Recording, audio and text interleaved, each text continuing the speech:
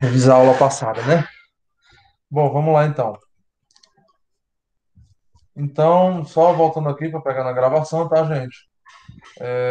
Vou ler novamente aqui rapidinho. Como material na construção, o aço passou a ser largamente utilizado nos séculos XVIII, final do XVIII, início do XIX, durante a Revolução Industrial, quando, devido à demanda, houve um aumento na extração de minério de ferro e a sua industrialização ficou mais acessível. Tudo era de aço, né? Porque tinha aço no mercado. Nesse cenário, os projetos de engenharia aumentaram o uso desse material como sistema estrutural, beleza? Anterior, a gente tinha visto isso aqui na aula passada, beleza? No final da aula passada. Bem, então vamos lá. Falando da Torre Eiffel, é uma torre que demonstra já a grande facilidade de montagem com estruturas de aço. E nas edificações não deixa de ser desse jeito, tá? Uma edificação feita parcialmente ou integralmente de aço, ela é muito mais rápida de ser executada, porque é um processo de montagem, não é um processo construtivo padrão, né? Para eu fazer uma viga de concreto normal, moldada em loco, por exemplo, eu tenho que montar o assoalho da viga, o escoramento, fechamento das formas, montagem da armação, concretagem e cura do concreto. Então, nesse processo aí, né, eu gasto muito tempo. Eu tenho um processo depois do outro muito demorado, tá? Mesmo que eu faça ali uma trabalhabilidade com setores na obra, né, onde eu vou fazendo concretagens praticamente todo dia, enquanto um concreto espera a cura, o outro já está sendo concretado, mesmo assim é muito demorado o processo total, né? E por isso que as obras aqui no Brasil eu não tive contato, mas eu faço muito estudo, eu faço muita referência, inclusive para dar aula, sobre como são os processos construtivos no mundo afora, né? Nós vamos ver steel frame, por exemplo. Eu assisti muito vídeo de construção de casas em steel frame, em wood frame, nós vamos falar um pouco sobre isso também.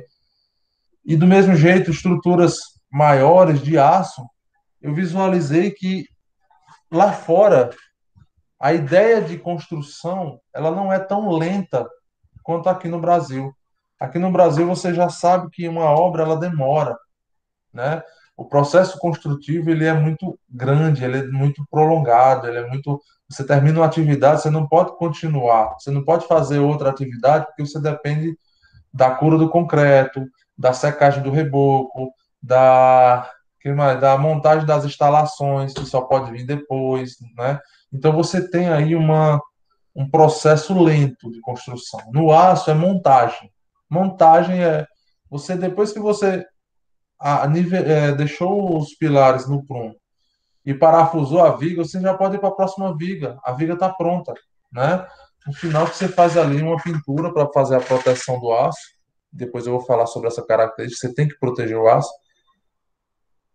É que você tem, vamos dizer assim, uma preocupação final com pintura, com a proteção do aço para não ter corrosão.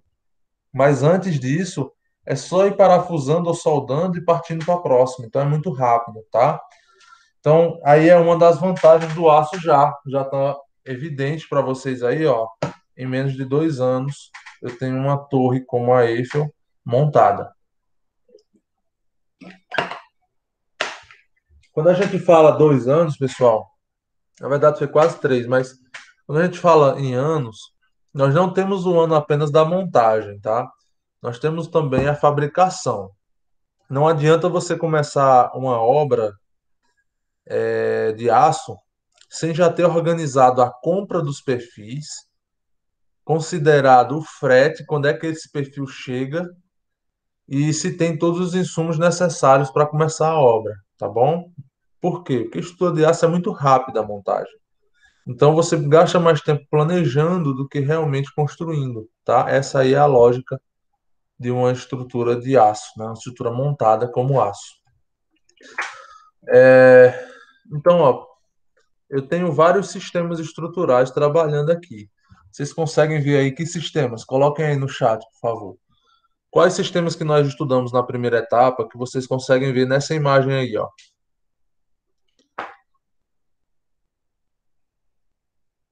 Coloca aí, por favor, no chat.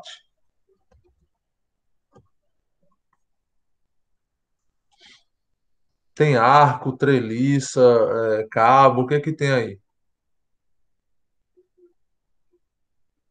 Sim, treliça. Dá para ver na parte de baixo um arco bem grande, não é isso? E tem também algumas vigas de alma cheia, tá bom? É a viga comum que está apoiada em dois pontos. Então, é um projeto que ele engloba vários sistemas estruturais com material utilizado sendo de aço, tá bom? Lembra que eu falei para vocês? O sistema estrutural, eu tenho o sistema estrutural e os materiais que são usados para compor ele. Então, por exemplo, eu tenho uma treliça que pode ser de madeira, eu tenho treliça que pode ser de aço, né? Eu tenho arcos, que o sistema estrutural é arco, mas ele pode ser composto por madeira, ele pode ser composto por concreto, ou pode ser composto por aço, tá? Então, eu tenho sistemas estruturais aí associados nessa estrutura, beleza? Eu vou voltar aqui um pouco para vocês olharem essa última imagem aqui, ó. Vou ligar o laser aqui. Eu vou plantar a semente de uma coisa que nós vamos trabalhar muito, tá? Pessoal, todo mundo conhece aquele Burj Khalifa, aquele edifício, né, um dos mais altos do mundo. Acho que hoje ainda é o mais alto do mundo, mas tem uma obra que vai passar dele. Vocês lembram daquele Burj Khalifa que é o prédio mais alto lá de Dubai, que é o do vídeo? Ele tem uma base. Se vocês olharem, a estrutura dela é mais ou menos isso daqui, ó, semelhante à Torre Eiffel. Embaixo ele é bem aberto e em cima ele vai afunilando. Eu tenho dois motivos para isso, pessoal, e eu preciso que vocês realmente entendam isso, tá? Porque quando vocês forem trabalhar estruturas mais altas, vocês têm que entender essas percepções de como a estrutura vai trabalhar e como você, arquiteto, fazendo ali o projeto, né, dimensionando a volumetria inicial, como vocês podem ajudar a estrutura a suportar os esforços de forma mais fácil, tá? Se vocês olharem, é sempre a mesma configuração. Eu tenho uma base um pouco mais alargada, um pouco não, muito mais alargada, e ele vai afunilando. Tem dois motivos. O primeiro, a base mais larga dá estabilidade para uma coisa alta, certo? Se toda a extensão, né, de cima até embaixo, toda a altura dessa torre fosse na largura daqui do topo, ó, ela teria que ter uma estrutura muito mais robusta para suportar ela em pé, porque a base seria muito fina, teria pouca estabilidade, certo? E a segunda é porque quanto mais alto uma edificação vai ficando, maior é o contato, maior é a intensidade do vento. E aí você vai afunilando ela para quê? Para diminuir a área de contato com o vento. Esses dois fatores que influenciam na geometria, né, que são facilmente contornados, porque você vê, a Torre Eiffel é uma referência mundial e o Burj Khalifa é um dos prédios mais bonitos do mundo. E eles têm a mesma configuração, resolveram um projeto, resolveram um problema estrutural com uma volumetria tranquila de ser absorvida pelo propósito da edificação. A base mais larga e ele vai afunilando para cima. Quais são as duas, vamos dizer assim, os dois pontos observados nessa configuração? A base dá mais estabilidade e o afunilamento diminui a área de contato do prédio com o vento, que vai ficando cada vez mais forte lá em cima, certo? Então é isso. Por isso que a base da Torre Eiffel é bem profunda, né? Bem profunda não, perdão, bem larga, né? Mais de 100 metros aí de base, se eu não me engano. Bom, nós falamos um pouco sobre a história, sobre configurações econômicas aqui no país, né? Que vocês vão brigar com o preconceito quando estiverem falando sobre projetos autorais e convencer o seu cliente de que a sua edificação vai utilizar o aço, tá bom? Então, o aço, gente, a composição ela é ferro, tá? A base de tudo é o ferro. Aí, esse ferro que vem do minério de ferro, eu tenho que, vamos dizer assim, imaginar que existem várias ligas de ferro, vários tipos de ferro, né? E que geram vários tipos de aço. E a composição desses elementos vão dar funcionalidade diferente para cada um deles, tá? Então, por exemplo, eu tenho o aço que é usado para construção civil, eu tenho o aço que é usado para de cordoalhas de aço para proteção, por exemplo, tá? Então, vai depender muito do que eu estou propondo da minha utilização. Então, o aço, ele pode ser uma composição de diversos outros elementos que vão dar uma característica específica para aquele aço, tá? Então, por isso que na engenharia tem muito assim, é o aço CA50, CA60, aço ASTM36, aço laminado, aço carbono. Então, eu tenho várias, vamos dizer assim, configurações, várias características que são obtidas através de manipulação de componentes, né? De materiais que são colocados na mistura, na siderúrgica, tá bom? Então é assim, ó, o aço é uma liga formada basicamente pelo ferro, né? Parte da sua composição, uma parte abaixo de 10% tem carbono, com teor máximo de 1,7% desse carbono. E os outros 8,3%, né, máximos, são de outros elementos. Que eu posso ter ali o zinco, eu posso ter o zircânio, eu posso ter outros metais, tá? A fabricação da liga metálica que produz os perfis de aço necessita de minério de ferro, óbvio, né? O aço vem de ferro. Presente na hematita aqui no Brasil. Hematita é uma pedra, né, que tem muito aqui no Brasil, espalhado pelo nosso território. Por isso que a Vale do Rio Doce está aí, né? Foi privatizada a um preço completamente injusto. Em menos de 10 meses a empresa já estava dando lucro depois da aquisição, né? Então, é um absurdo isso. E do carvão, tá? O carvão mineral ele dá origem ao carbono que compõe o aço. Aí vamos lá, pessoal. Antigamente, como é que era trabalhado o aço? O aço ele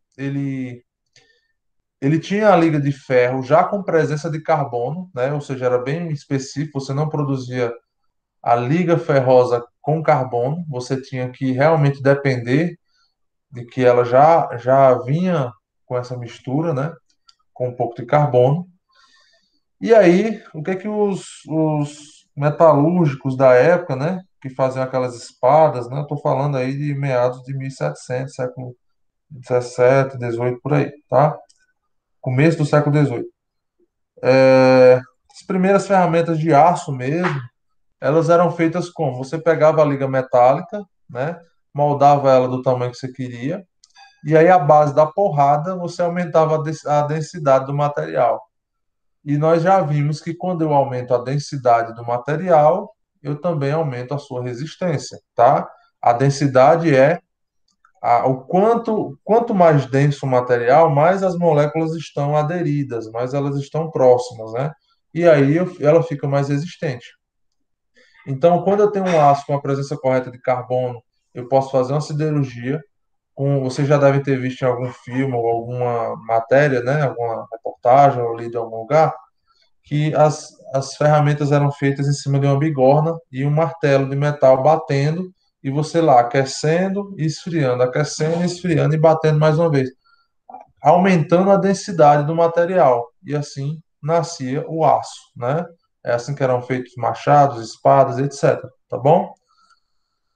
Agora é diferente, a gente faz a mistura, né? Na siderúrgica você tem o ferro puro, tá? O mais puro possível, óbvio.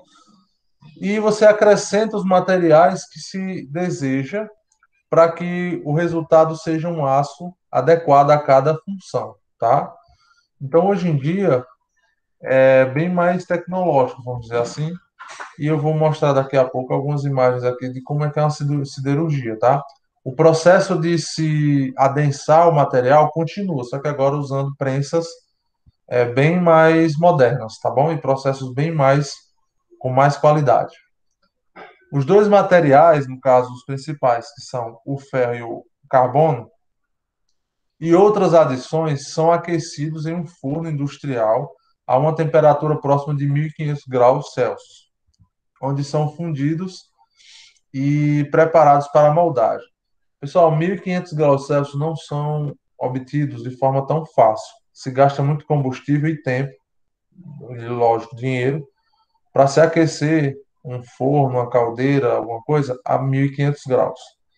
Então é por isso que siderurgia mesmo, ela funciona 24 horas, porque é muito caro você desligar o forno, entre aspas, né?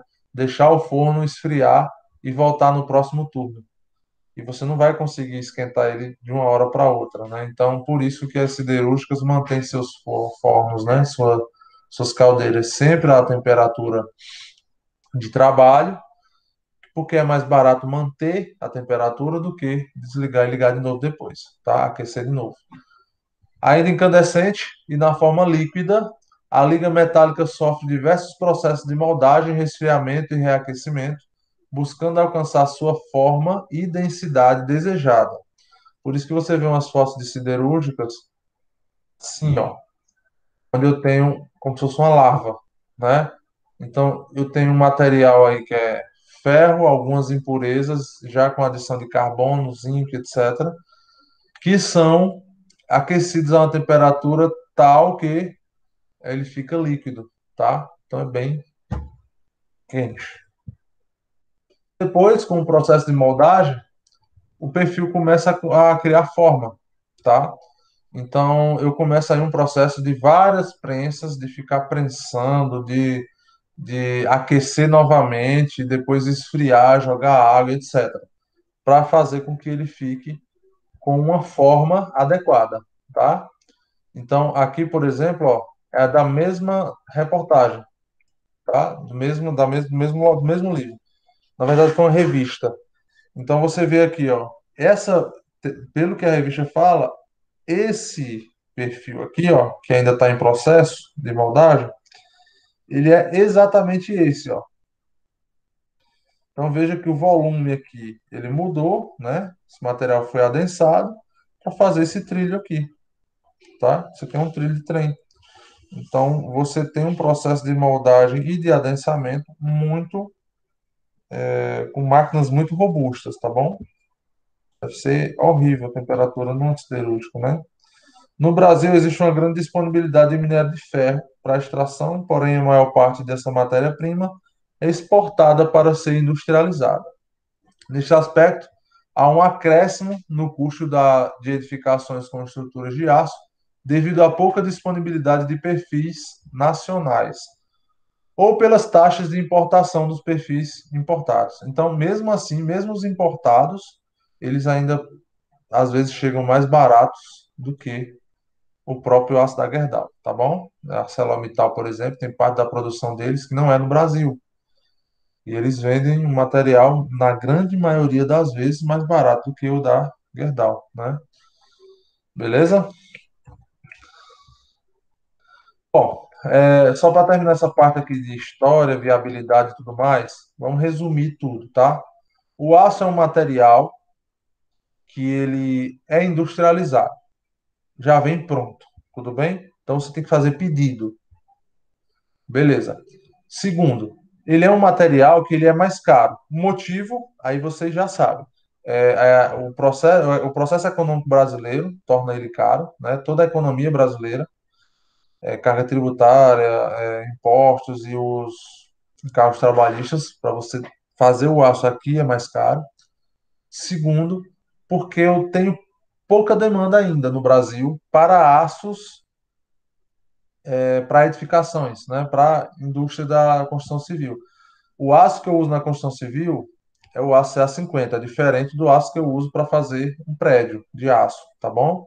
Diferente isso. Por favor, tirem da cabeça de vocês que o aço daquela barra de aço que a gente compra para fazer um concreto armado, ele é o mesmo material que eu uso para fazer o perfil, aquele perfil I de aço para compor uma edificação, tá? É diferente.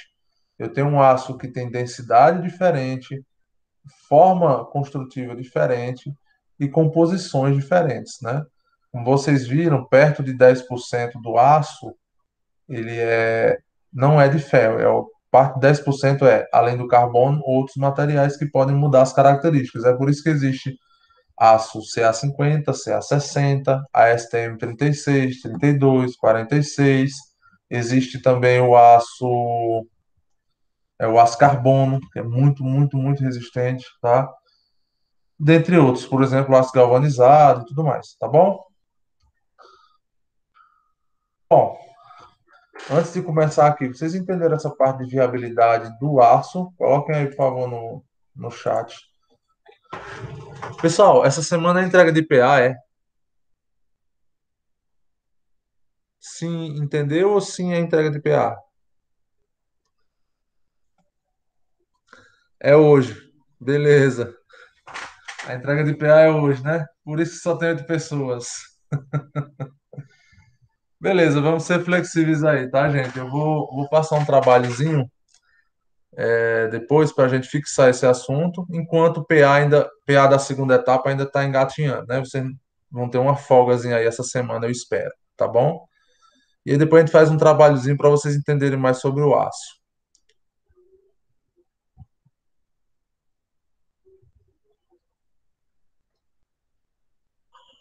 Pronto, então já está claro aí de que a aula de hoje não está sendo muito eficiente, né? Pouca gente e quem está aqui está fazendo PA.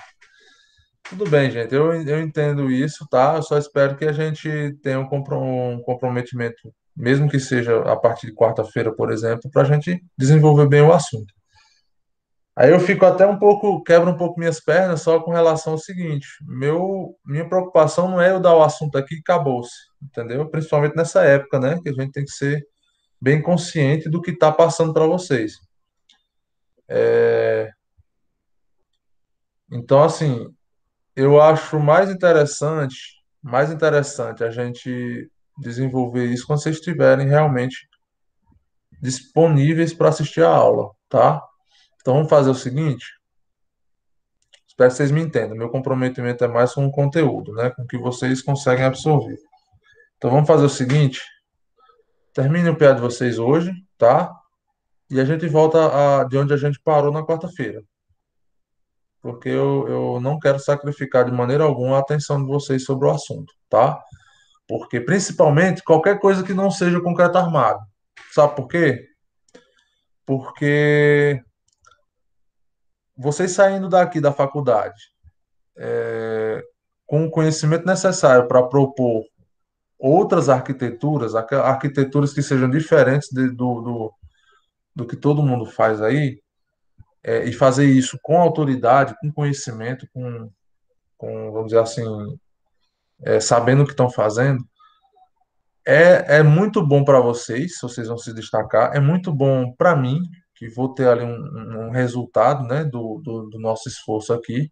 Quando eu falo para mim, é para o professor da faculdade e para a faculdade também, que está formando profissionais diferentes, né? Então, vamos combinar assim, então, gente, já que você vai assistir a gravação, né? Então, vamos deixar essa aula por aqui. A gente deu uma conversada hoje, tá gravada. Vou colocar lá no grupo.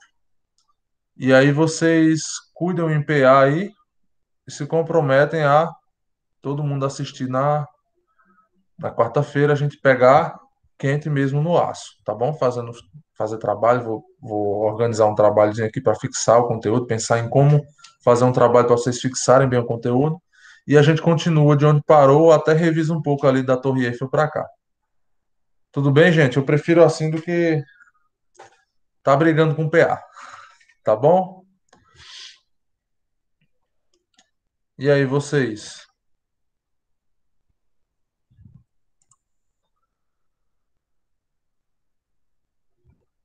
Natália, Santiago já falou. E aí, Eliara, Ariadne, Gabriele e Carol. Tudo ok para vocês dessa forma? Espero que vocês me entendam, tá, gente? Eu realmente não quero dar uma aula para vocês se vocês não estão focados para aprender o máximo possível, tá bom? Pois então, gente, eu junto essa gravação aqui com a de quarta-feira para botar lá no YouTube.